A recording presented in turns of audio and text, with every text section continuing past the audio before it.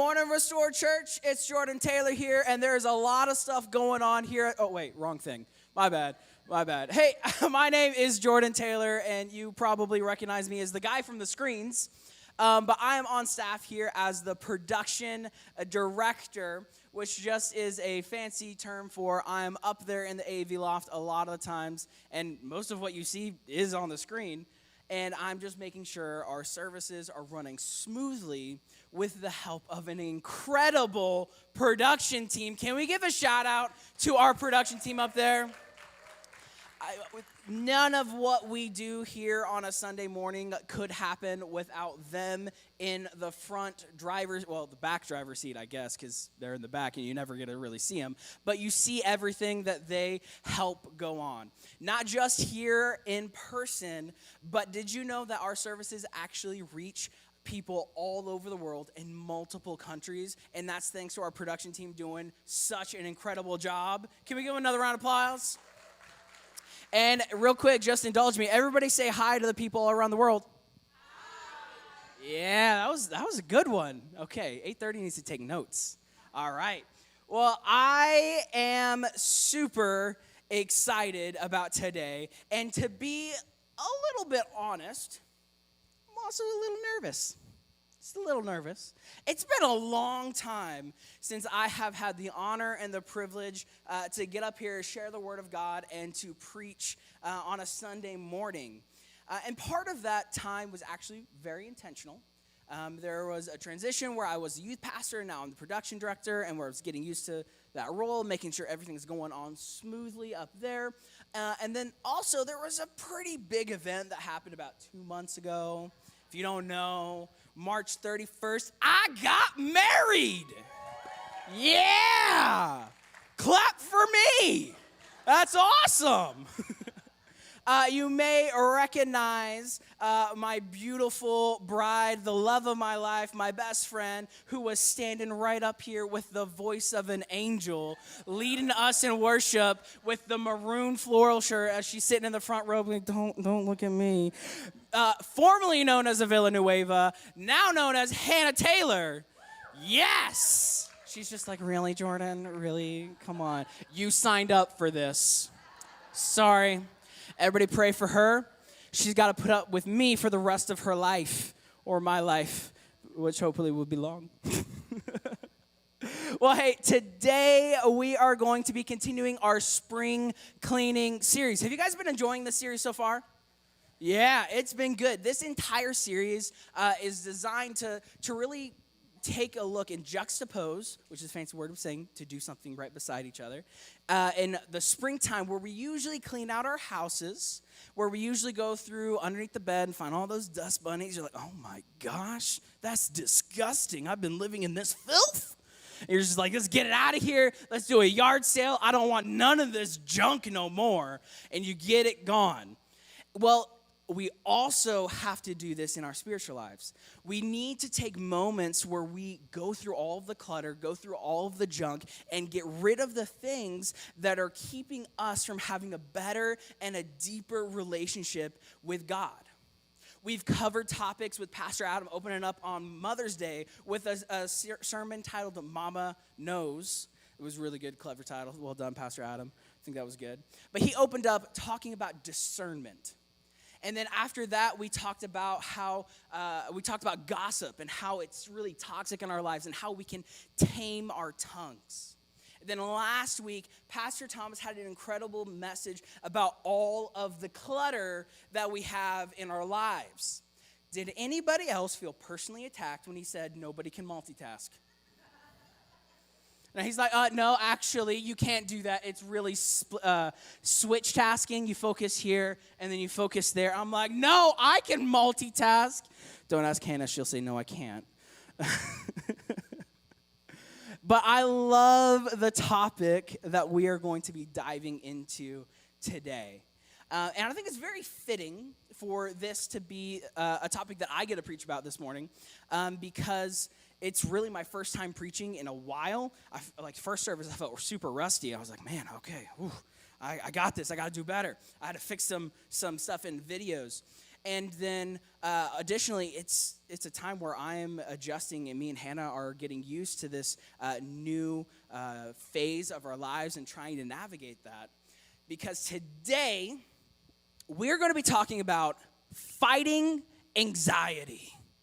Fighting anxiety. Some people I know, and maybe it's just me because nobody else agreed with me in the first service, when something happens, you use anxiety as an expletive, or not an expletive, or an exclamation, where you're just like, oh my gosh, something happened. You're like, anxiety! Anybody else? Yeah, that's why you're my wife. Thank you. Well, today we're talking about fighting anxiety. I think every single one of us here this morning and online have experienced anxiety at some point in our lives, okay? Or maybe let's just say you're super awesome and you've never felt anxiety before. At the very least, you have heard people talk about it, right? It's a very common thing to be going around. But really, we have to ask the question, what is anxiety? And as any good studious person who is preparing for any type of presentation on any given topic, to answer this very important question, I did the thing all of us would do. I Googled it. Yeah, I Googled it. And Google gave me a definition for anxiety, and it said this. It's a little small, I'm sorry.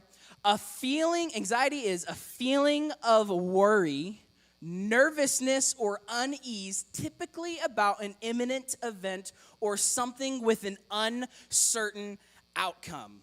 It also said this, and this, and this, and this, and this.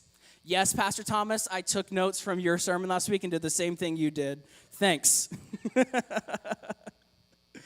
And I saw all of these different definitions of anxiety, and I was starting to get overwhelmed with all of the things that were going on and all of the options and the definitions for a single word.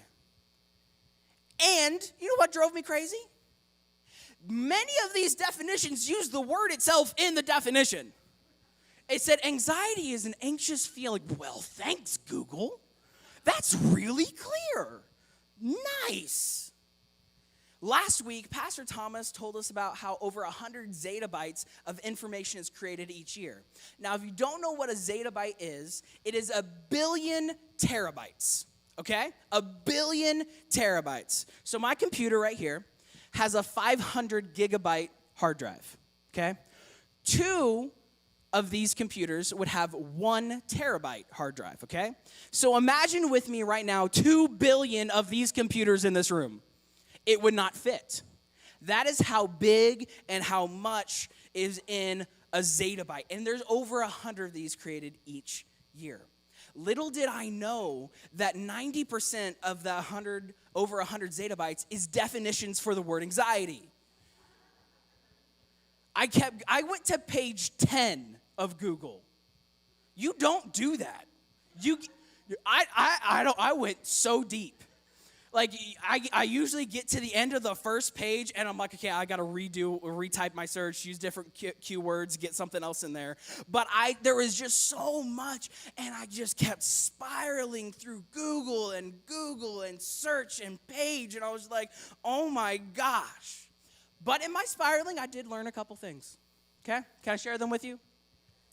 Well, one of the first things that I learned about anxiety is anxiety and fear are very closely related.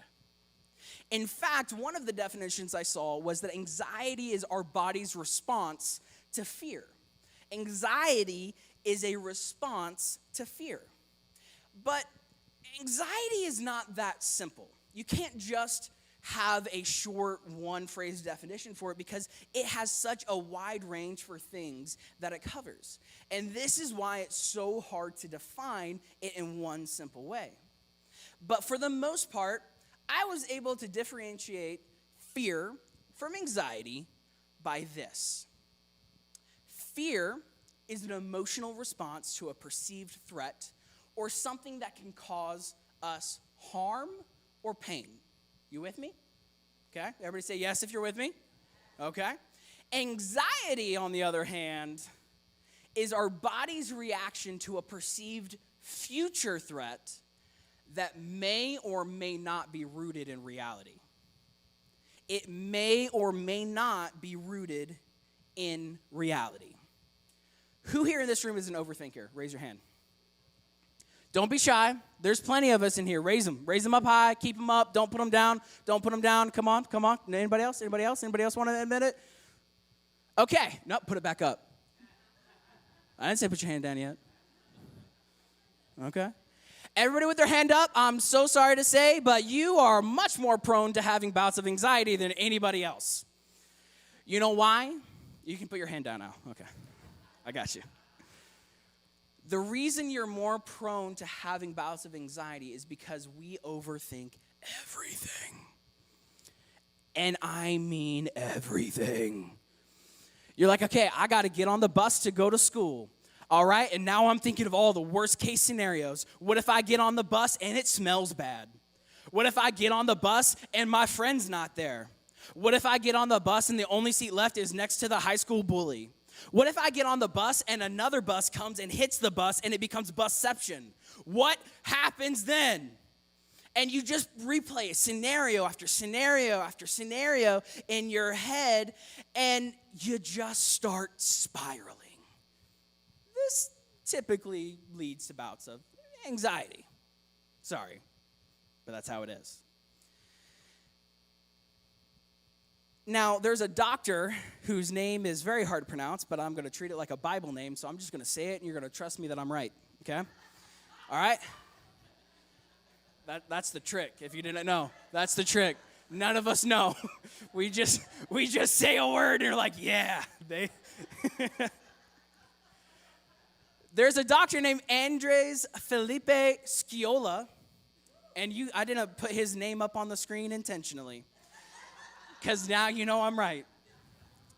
But Dr. Andres Felipe Sciola is a professor of clinical psychiatry, and he used an elevator to illustrate the difference between fear and anxiety. Because fear is this. It's a normal thing for all of us to experience in some moments of our lives. And fear is when you need to get on an elevator, you walk up and you look at it, and the sign says 800-pound max limit. And you look up, the door's open, there's 15 people in there. None of them are little children. A lot of them are like big, hefty, okay? And you're like, oh, I don't know. And then you just get a little bit closer, and you're like, and you hear a clang. And you're like, oh my gosh, that cable that's holding up the box of death is fraying, and you're on the 27th floor. Who wants to get in that? Yeah?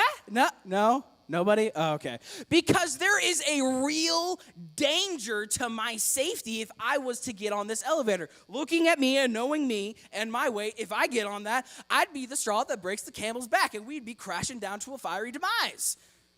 Not gonna happen. I ain't getting on that. But that's fear. Here is anxiety, okay? Anxiety is looking at a perfectly in order elevator that has a posted sign of its inspection in the past week that passed with flying colors, and it's in perfect working order. But you are still having a fear response that is paralyzing you from taking a step onto the elevator. That's what anxiety does. Because there's an anticipation of a threat that something might happen. This happens to me every time I get on an elevator. Like not everybody here knows, but when I was about 7 or 8, I was at the public library in Pulaski County, Kentucky, and I got on an elevator going down to the first floor, and it moves a little bit, and then it stops. And I got stuck on this elevator for over an hour by myself. I'm 7 or 8, and I'm like, Mom, don't leave me. And now whenever I get on an elevator, I just remember this. Now, coincidentally, I was a really dumb kid. This is just for kicks and giggles. The same elevator almost cut my finger off. Not because it was bad or anything, but because I was dumb and I was like, I wonder how many times I can put my hand in and out of the door before it closes. And then it closed on my finger. And I was like, that's just for fun. But because of these two events, I have this trauma in my past that I carry forward into my future that affects me and paralyzes me at times to make me incapable of taking a step. And sometimes we all have this happen in our lives. Maybe for you, it's not with elevators. Maybe for you, it's social anxiety that you have.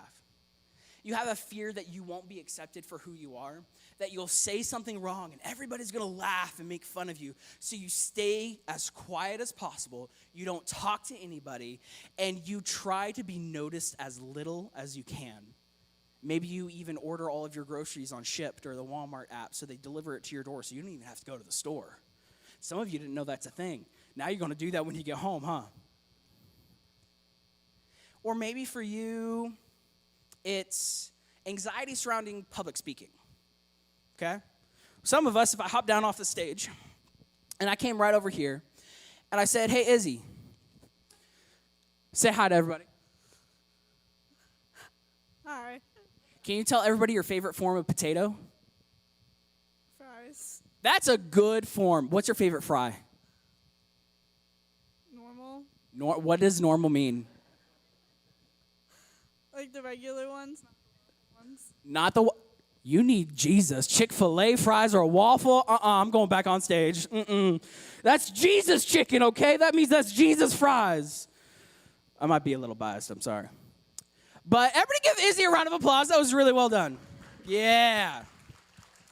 But for some of us, if I came and put that microphone in your face, you'd just be like, no, I can't do that. Because some of us experience an anxiety that paralyzes us from public speaking. Or maybe for you, your anxiety is wrapped around your finances. I understand that one. Every time we talk about tithes and offerings, your chest gets a little tight. Breathing gets hard. Your hands get a little clammy. Because you know you should give. And you want to, but you just can't do it because the anxiety for having to provide is too much. And I feel that now more than I ever have in my life. Like before, when it was just me, I'd be like, okay, I got to eat cheese and crackers, get the little Cheese Whiz spray that isn't actually really cheese, I don't know. Or I'll eat some ramen for a week or 2 weeks. Like, I'll be fine. It doesn't matter. I wouldn't stress, wouldn't have any anxiety. But now it's not just me. I have a wife whom I love and do not want to see to have to just eat ramen or, God forbid, go without. And there's an anxiety that goes, oh my gosh, we're spending a lot of money. Okay, we need to provide. We need to calm down. And maybe for those of you who have kids, like I can't imagine how much that compounds because you're looking at your child saying, I got to make sure you eat this week. Or maybe you're one of the graduates that we have here and you're moving on to a new step of life and you're like, I'm leaving my safety net. I'm going someplace new. I have no guaranteed path to success. And I just feel this anxiety, this worry, this stress inside of me. Did you know anxiety is the most common mental health disorder in the United States? And over 36% of adults will experience an actual anxiety disorder in their life. I'm not talking just about a moment or a feeling of anxiety. I'm talking about an actual diagnosed anxiety disorder. Those statistics go up about 15% in women. Now, I'm not a psychiatrist. I don't have a degree in mental health. I understand that our brains are made in such a complex way that I can't really tell you about the science and the reasoning working through all of that of why it happens and what we can do to really fight against it from a science perspective.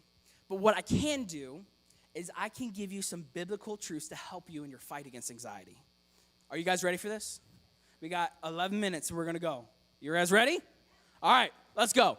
Point number one, if you want to fight against your anxiety, you have to first fix your focus.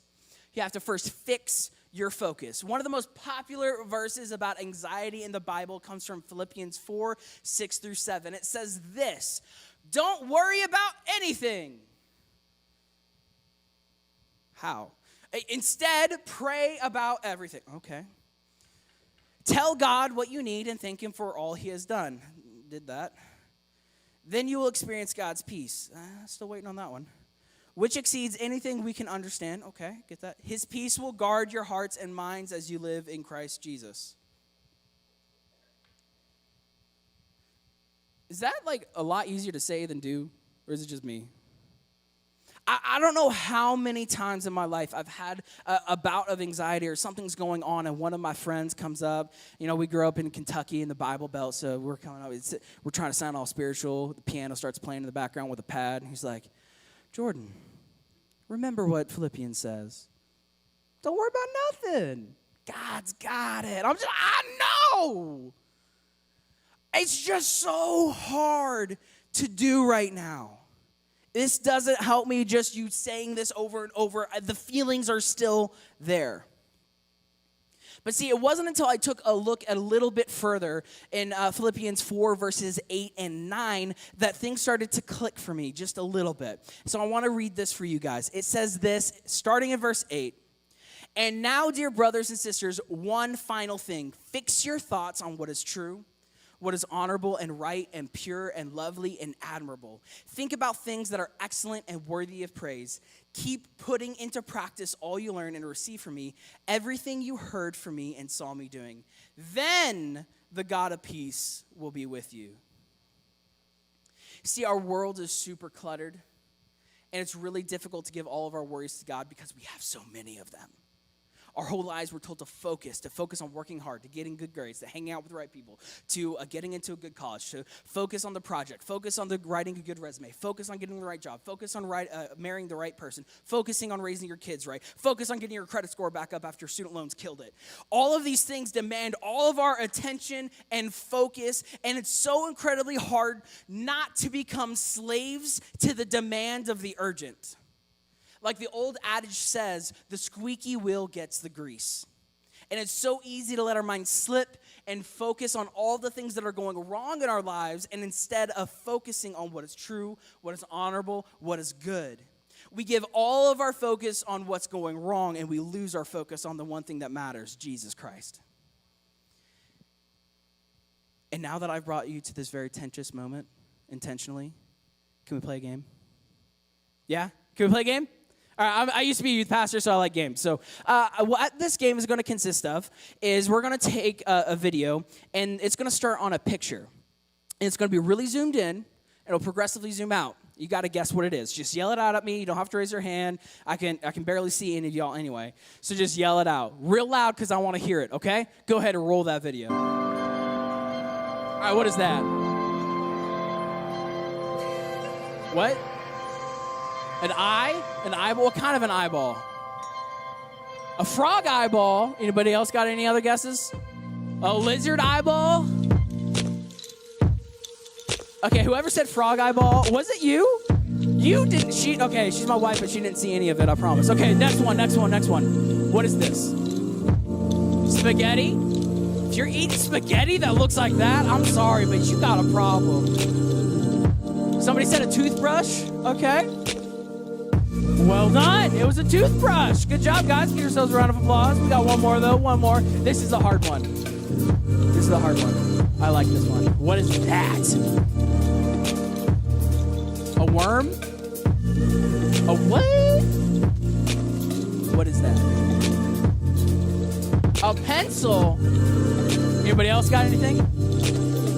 No? Everybody says pencil? Well, you're right. It was a pencil. Give yourselves a round of applause. See, what happens, though, the reason I played that video is because what anxiety does is it causes us to focus in on the wrong things. And when we focus on something, we magnify it, it blows it up in our minds. And what we do, we zoom in, we become hyper-focused on all of the problems that are going on in our lives, and we lose perspective of the bigger picture. All we see is a problem, and we don't see God standing right next to us saying, hey, I have the solution. if you want to fight your anxiety, you have to first fix your focus. You have to fix your focus. We got to move fast. Number 2, the next thing you got to do if you want to fight your anxiety is you have to humble yourself. We have to humble ourselves. 1 Peter 5:6-7 says this, "So humble yourselves under the mighty power of God, and at the right time, he will lift you up in honor. Give all of your worries and cares to God, for he cares about you." That's awesome right there. God cares about you. Man, that's good. But from this verse, what I'm seeing is I believe it is impossible for us to give God our anxieties, our worries, and our cares while holding on tight to our pride. In this cluttered world of ours, we have an unhealthy obsession with trying to do things our own way. We think, I know what's best for me and mine. I want to do it my way. I got this. I'm the provider of this family. I will just work harder and it'll be okay. I. Can we take a look at the word anxiety? What's right in the middle of this word in English? I. Do you know what else I is in the middle of? Pride. When we hold on to our pride, we are unable to humble ourselves before the mighty power of God. And we end up forcing ourselves to carry the weight and the responsibility of things that we were never meant to carry in the first place. When we insist on doing things our own way and saying, I know what's best, well, when it fails, it is your fault. When you're doing things your own way and it fails, it's your fault. Sorry. But when we're able to humble ourselves before God and say, no, God, you're the provider. You're the leader of this family. You're the source of my strength. We're able to cast our worries and anxiety to God, and he will lift us up to where it is capable of us to experience his peace. That way, the next time somebody comes up to you, man, there's a crisis going on. They're saying, hey, they're pulling all of the money out of the banks, and there's going to be a banking crisis here soon. What are you going to do about it, Caleb? You're smart. What are you going to do? And you can look at him and be like, I'm going to pray. I'm going to give that to God. He'll tell me what I'm supposed to do. Well, what if you don't hear anything? I'm just going to trust him. He's the provider anyway, not me. He loves me and my family more than I ever could hope or imagine to. And he's going to take care of me. When you humble yourself and you're able to submit yourself to the authority of God, you're able to cast those cares and worries and anxieties to him because they're his to carry, not yours. If you want to fight your anxiety, you have to fix your focus and you have to humble yourselves. Number 3, if you want to fight anxiety, you have to remember what God has already done. You have to remember what God has already done. Psalm 77:10-11 says this, and I said, this is my fate.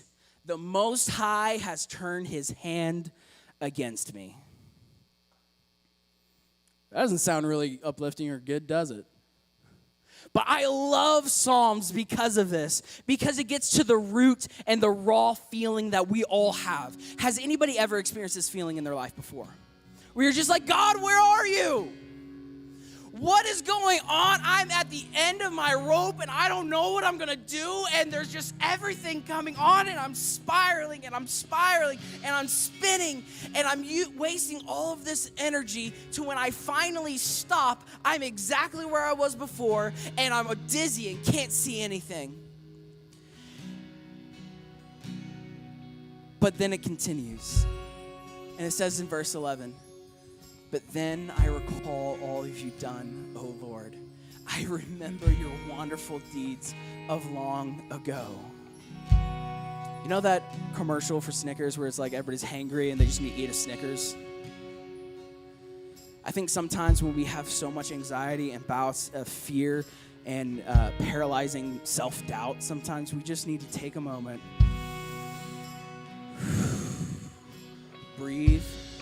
You can eat a Snickers if you want. But the important part is to remember what God's already done in your life. Because sometimes it's really hard to fix your focus. Because there is a lot of stuff. Life is hard. It's hard to humble ourselves sometimes because we have a hard time seeing how God's going to get us through these things. It's hard. I get it. But that's why this last point is just so simple. Remember what God has done for you in the past. Because scriptures tell us time and time again that God is faithful, that he will never leave us or forsake us. And we are taking that next step of heading to college and no longer being a kid, and you realize you have no idea how to do this thing called adulting. All you can do is remind yourself that God has helped you get through everything that you had before, and he's going with you into this new season of life. And when you're opening up that bank account app on your phone, you're looking at a screen that says 38 cents total. And then you look up and you see 3 kids that are hungry and need to eat. Sometimes all you can do is remind yourself of the times that God's provided for you in the past, and remind yourself that he will continue to provide for you in the future.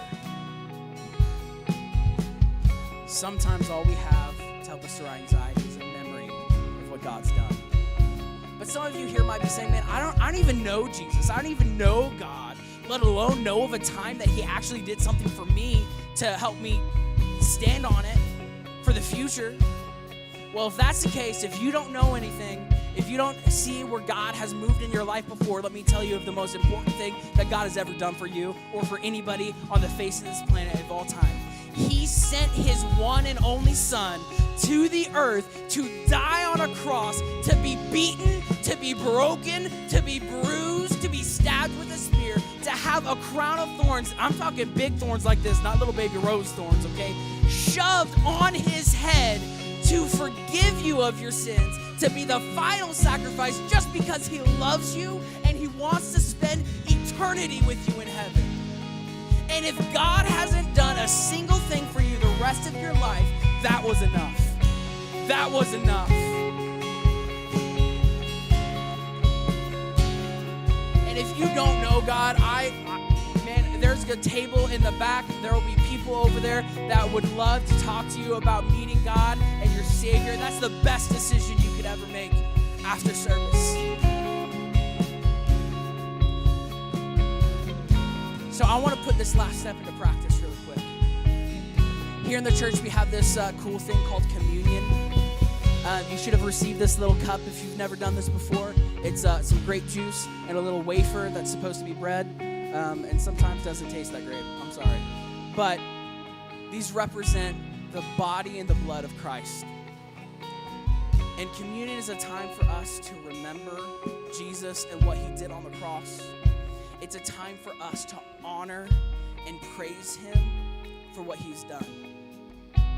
So out of respect, can I just ask everybody to stand if you're able to?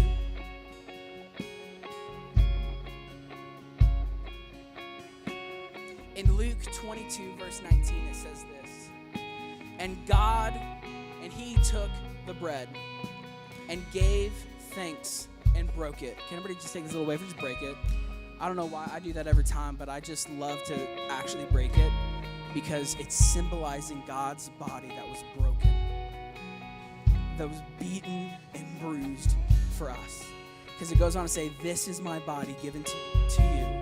Do this in remembrance of me. Let's go ahead and take the bread.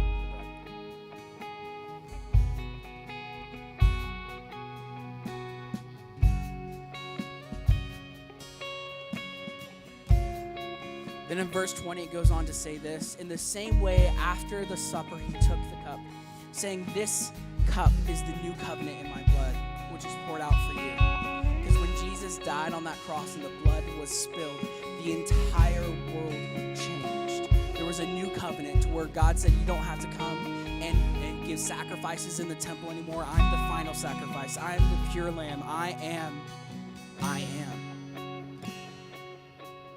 And when you do this, remember the blood and the covenant that was poured out. That's for everybody.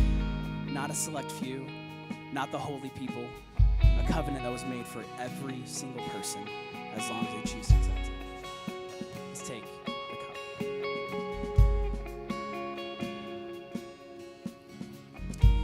Lord, I thank you so much for who you are. I thank you for everything that you've done for us on the cross.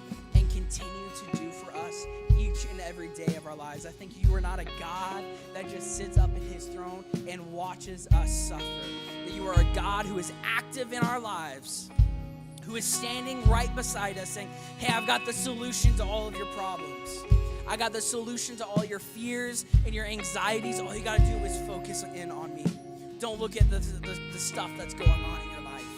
And when you think things aren't going to happen, when you think you can't do this, remind us that we're right in thinking that, because we're not meant to do this on our own. We're not meant to carry these burdens. Help us to humble ourselves under your power and your authority, because you are so much better at taking care of me than I am at taking care of me. And God, when all else fails, help us to take a breath and to remember who you are when we're done. Thank you, Lord. In your most precious name. Amen. Amen. Thank you guys so much for coming this morning and being here. We love you. We'll see y'all again next week.